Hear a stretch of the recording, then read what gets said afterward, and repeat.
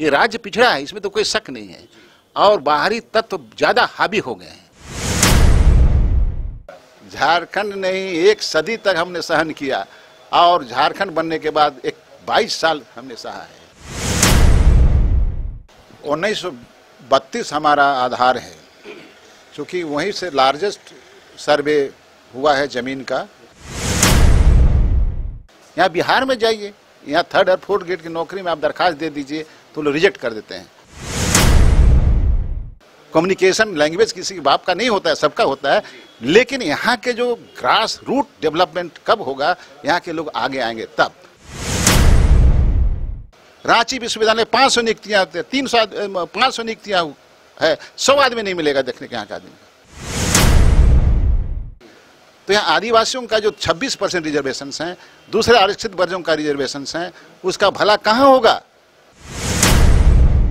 रूठना, गिला शिकवा होना तो आम बात है, सबके साथ होता ही रहता है। वर्तमान राज्य सरकार का, गठबंधन सरकार का, हेमंत सोरेन के नेतृत्व में जो बनी है, ये बहुत साहसिक निर्णय किया। इसके लिए हम लोग सब आभार प्रकट करने के लिए बैठे हैं। झारखंड की हेमंत सोरेन कैबिनेट के द्वारा 1932 के आधार पर स्थानीय नीति के प्रस्ताव को मंजूरी मिल गई है। इसके बाद झारखंड का पूरा जो राजनीतिक परिदृश्य है वो बदलता हुआ नजर आ रहा है। हालांकि उससे पहले ही झारखंड में राजनीतिक तौर पर अस्थिरता की आशंका व्यक्त की जा रही है, पॉलिटिकल इनस्टेबिलिटी की बात की जा रही है। इस बीच में झारखंड के मुख्यमंत्री हेमंत सोरेन दिल्ली में हैं। हालांकि आदिवासी संगठन हो या मूलवासी संगठन हो, सरकार के इस डिसीजन को डेयरिंग डिसीजन के तौर पर देखा जा रहा है। बहुत सारे लोग इसे बाहुबली डिसीजन के तौर पर भी देख रहे हैं। हमारे साथ तमाम जो लोग हैं, आदिवासी मूलवासी संगठनों के लोग हैं, और तमाम लोगों से पहले भी आप लोगों की बातचीत कराई जा चुकी है।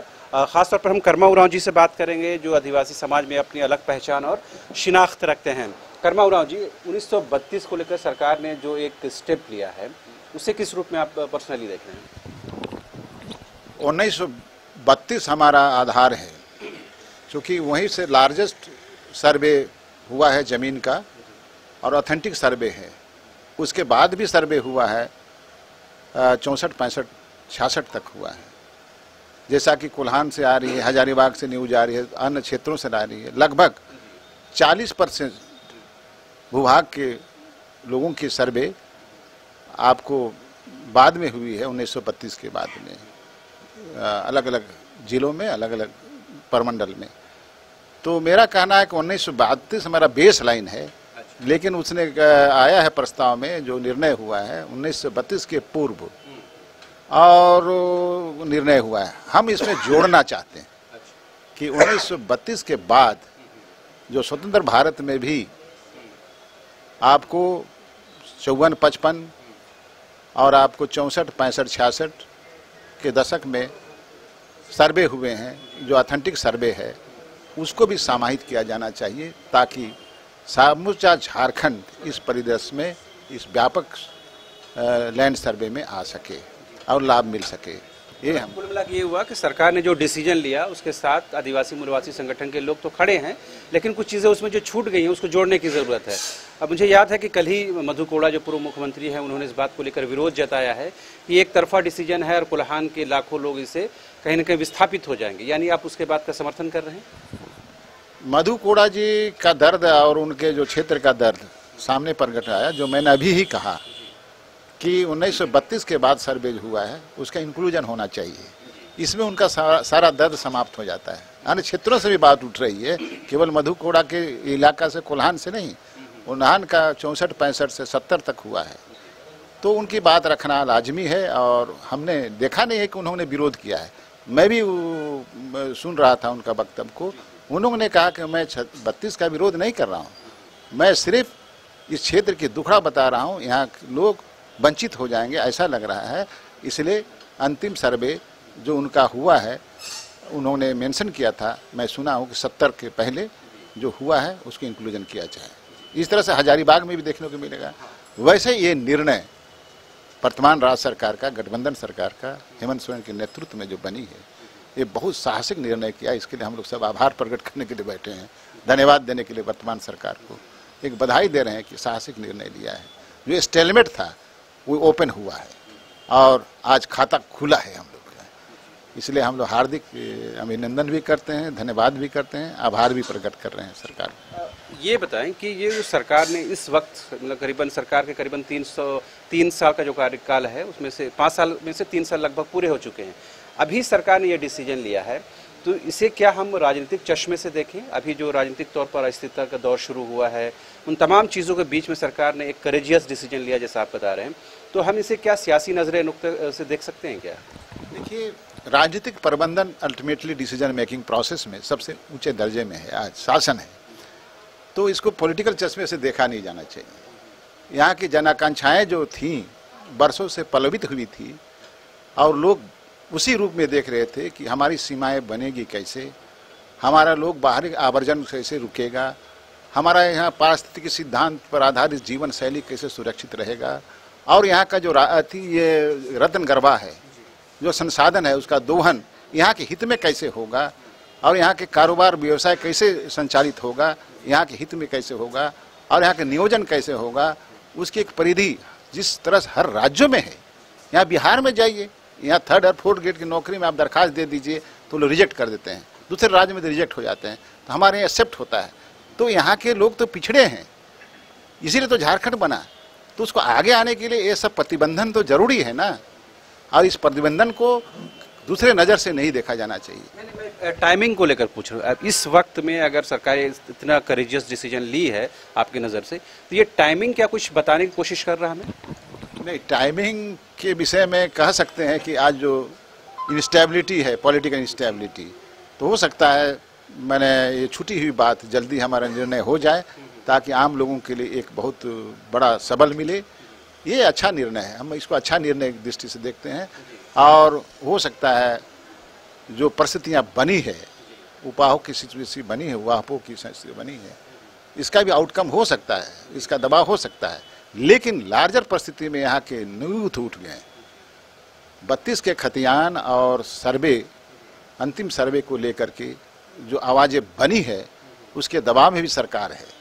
चूँकि ये अपने घोषणा पत्र में भी लिखे थे, अंतिम 24 भी नज़र आ रहा होगा, ऐसा नहीं कह सकते हैं कि नहीं आ रहा है, लेकिन यह तो जनता की मांग को एक्सेप्ट किया है, इसलिए इसको किसी दूसरे नज़र से हम लोग देख नहीं पा रहे हैं आज। कर्मा राव जी, चूँकि इसका एक दूसरा पहलू भी है, जो लोग इस बात का विरोध करते हैं, मुखालफत करते हैं, खास करके भोजपुरी मगहिया गीका समाज के लोग, कि वो 1932 आने से वो इनसिक्योर फील करते हैं, डरा हुआ महसूस करते हैं, तो उनको अपने फ्यूचर में, मुस्तकबिल में इस तरह का डर खौफ के साए में जीना ना पड़े, उनके लिए क्या कुछ किया जा सकता है इस वक्त? देखिए, ये अगर जब झारखंड बना उसी समय लागू हो जाता है तो ये विवाद नहीं होता है। विवाद इसलिए हो रहा है कि देरी होती है तो आदमी लोग इधर उधर सोचने लगते हैं। और आपको मैं बता दूं कि यह निर्णय तो 1982 में हुआ है।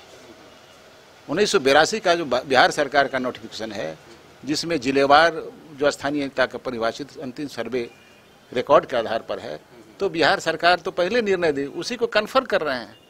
और यहाँ देखिए, जो पिछड़ा क्षेत्र है उसको आगे लाने की जो चीज सबको होना चाहिए। ये राज्य पिछड़ा है, इसमें तो कोई शक नहीं है, और बाहरी तत्व ज्यादा हावी हो गए हैं। चाहे उद्योग से क्या मुराद है, मतलब किसी एक राज्य के नाम आप लेना चाहेंगे, या कौन लोग हैं जो जिसको आप बार क्या डिफाइन करते हैं आप उसको? मैं बताता हूँ, 2012 में +2 की नियुक्ति हुई थी, असिस्टेंट प्रोफेसर का जो +2 में होता है, उसमें 1233 आदमी की नियुक्ति हुई थी। इसमें 483 आदमी यूपी और बिहार और बनारस के थे। तो ये कैसे आए, हमने ये फिगर आउट किया, और उसी समय से मैंने आंदोलन इसको शुरू करवाया था। तो इस तरह का जो हावी है बाहर के लोग, और यहाँ के लोग वंचित हो जाते हैं। आज आप उठा के देखिए, करीब 30,000 से अधिक नियुक्तियाँ हो चुकी है कॉन्ट्रैक्ट पर। यहाँ के आदिवासी का रिजर्वेशन कोटा कहाँ गया जी? यहाँ के मूल वासियों का अधिकार कहाँ, नेचुरल जस्टिस कहाँ मिला जी? सबके सब उनके जो चाहते लोग हैं, यहाँ के पदाधिकारी हैं, जो बड़े पदाधिकारी हैं, जो अध्यक्ष हैं किसी बोर्ड के, निकाय के, विश्वविद्यालय के वाइस चांसलर हैं, वो तमाम लोग अपने यहाँ से ला कर नियुक्ति कर दिया और उनको कन्फर्म कर रहा है। तो कन्फर्म कर रहा है तो यहाँ के लोग कहाँ जाएंगे? यहाँ के लोग पलायन करेंगे, दूसरे राज्यों में पलायन करेंगे रोजी रोटी के लिए। ये तो बड़ा अजीब निर्णय होता रहा है आज तक ना। तो कॉन्ट्रैक्ट पर अब रेगुलाइजेशन हो रहा है। तो यहाँ आदिवासियों का जो 26% रिजर्वेशन हैं, दूसरे आरक्षित वर्गों का रिजर्वेशन हैं, उसका भला कहाँ होगा? रांची विश्वविद्यालय 500 नियुक्तियाँ, 500 नियुक्तियाँ है, 100 आदमी नहीं मिलेगा देखने के यहाँ का आदमी किस तरह का व्यवहार हो रहा है। तो ये सारे चीज़ टेकन टुगेदर कीजिएगा तो इस क्षेत्र के लिए चारागाह में घोर अन्याय हुआ है। अगर इसको अन्याय हुआ है, कुछ दिन के लिए हॉल्ट करें और हम लोग को देखें कि यहाँ के लोग का जो मूल अवधारणा है, मूल भाषा है, उसको पल्वित होने दीजिए। जो पल्वित भाषा है वो तो छांदित होगा। बाहर से आके यहाँ छांदित है तो है, अच्छी बात है। कम्युनिकेशन लैंग्वेज किसी के बाप का नहीं होता है, सबका होता है। लेकिन यहाँ के जो ग्रास रूट डेवलपमेंट कब होगा, यहाँ के लोग आगे आएंगे तब। तो आने दीजिए, उसको आगे बढ़ने दीजिए। बाद में जब फलाफल होगा, यहाँ के लोग पल्वित होंगे तो अपने डिसाइड करेंगे, उसको भी लिया जाए। तो ऐसा नहीं है कि ऐसा कोई दुर्भावना से हम लोग को नहीं काम किया जाना चाहिए। किसी को क्या कर रहे हैं, नहीं कर रहे हैं। लेकिन यहाँ का जो मूल भाषाएं हैं, आप देखिए 32 तरह के आदिवासी भाषाएं हैं। उतना ही आपको उससे दुगुना तिगुना का मूल भाषाएं हैं। कैसे पनपेगा, कैसे आगे बढ़ेगा, कैसे संस्कृति पल्वित होगी, कैसे झारखंड की विशेषता, जैसे बंगाली है, उड़ीसा है, दूसरे प्रांत हैं, वहाँ की भाषाएं पल्वित हुई हैं, बड़ी हैं, एक अलग साइलेंट फीचर्स हैं। हमारा राज्य का साइलेंट फीचर कैसे होगा, ये मैं चिंतित हूँ। इसीलिए हम लोग आगे बढ़, अभी सब्र कीजिए। बाहरी लोग ऐसा नहीं सोचे कि उनको तनाव में नहीं रहना है, सब्र करे कि हम लोग आगे आने दे और सब ठीक ठाक हो जाएगा। एक सदी झारखंड नहीं, एक सदी तक हमने सहन किया और झारखंड बनने के बाद 22 साल हमने सहा है ये बात को। तो ये क्या मतलब एक आम नज़रिया ये भी लोग कह रहे हैं कि अब 1932 इम्प्लीमेंट अगर हो जाएगा तो सारी समस्याओं का निदान होगा, क्या ऐसा है? नहीं, इसके लिए बहुत चीज़ बनाना होगा। 1932 के बाद में उद्योग नीति बनाना होगा, कारोबार की नीति बनाना होगा। यहाँ के लोग उद्योग में आ सके। यहाँ पूंजी नहीं है और यहाँ बैंक लोन नहीं देती यहाँ के लोगों को। कई तरह के विसंगतता है। जो उद्योग नीति बनेगा जो समावेशी होगा, तो उद्योग नीति ही तो ऐसा है व्यापार जो आगे आगे बढ़ने में दे। यहाँ खेती बाड़ी तो ट्रेडिशनल फीचर में है। यहाँ के आदिवासी कैसे पार्टिसिपेट, आप जाके महाराष्ट्र देख के आइए। महाराष्ट्र में भी जमीन लिए जा रहे हैं। महाराष्ट्र में आप जाइए तो ये पूना, आपको देखने को दिमाग नहीं काम करेगा। महाराष्ट्र में हमने अध्ययन किया है कि वहाँ पर 5 एकड़ किसी का जमीन है तो 1 एकड़ छोड़ देता है और वहाँ पर विकसित करता है, और जो डेवलप कर जो जमीन लेता है उसको विकसित करने का भी कमिटमेंट होता है और दोनों विकसित करते हैं और उसको अधिकार दिया था। इस तरह का समावेशी टाइप का जो उद्योग नीति यहाँ नहीं बन रहा है। ये आइसोचेम बनाया था, आइसोचेम उद्योग नीति बनाया था, जिसमें ट्राइब्स रिवाइज काउंसिल में आया था। बाबूलाल मरांडी जो मुख्यमंत्री थे, मैं उसमें ट्राइब्स रिवाइज काउंसिल में मेंबर था। मैंने उठाया कि ये आदिवासी के जमीन बनेगा, आदिवासी का नाम मेंशन नहीं है, तब वो रद्द हुआ था। एक आखिरी सवाल मुझे याद है कि आखिरी बार जब मैं आपका इंटरव्यू ले रहा था तो उस दौरान कहा था कि मुख्यमंत्री अगर मुझे बुलाएंगे भी तब फिर मैं नहीं जाऊंगा। तो अब क्या मुख्यमंत्री हेमंत सोरेन से जो गिले शिकवे थे, जो आपके कुछ कम्युनिकेशन नहीं था, तो वो हम सोचे कि अब वो खत्म हो गया है और कर्मा उरांव जी और तमाम अपने साथियों के साथ जाएंगे मुख्यमंत्री को धन्यवाद ज्ञापन देने? हम लोग आज विचार किया है, जाएंगे। रूठना, गिला शिकवा होना तो आम बात है, सबके साथ होता ही रहता है। क्योंकि काम नहीं हो तो गिला शिकवा होता ही है, माँ बाप के बीच होता है, बेटा बेटी के बीच होता है, सबके बीच होता है। तो हम लोग तो राज्य के मुख्यमंत्री हैं, तो क्या उसमें गिला शिकवा है? हम लोग जाएंगे, उनको बधाई देंगे और कहेंगे कि और एक चीज़ और करने कहेंगे, शासन और प्रशासन में भ्रष्टाचार खत्म करो।